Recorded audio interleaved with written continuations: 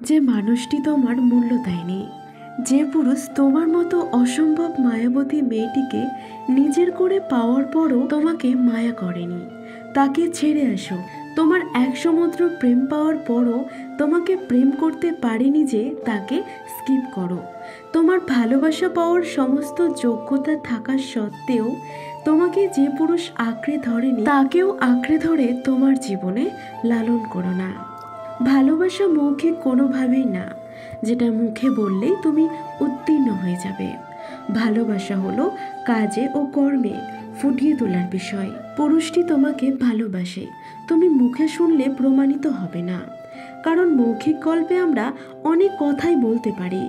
ভালোবাসা হলো অনুভব। তোমার বিপদে আপদে তোমার প্রতিটা ভালো লাগাই মন্দ লাগাই নীরব অংশীদারিত্ব যে পুরুষ নিজে থেকেই পালন করে সেই পুরুষ তোমাকে প্রকৃত ভালোবাসে। তোমার মুখের সামান্য হাসির জন্য যে পুরুষ তাকে উৎসর্গ করতে পারে সেই পুরুষ তোমাকে সত্যি প্রকৃত ভালোবাসে।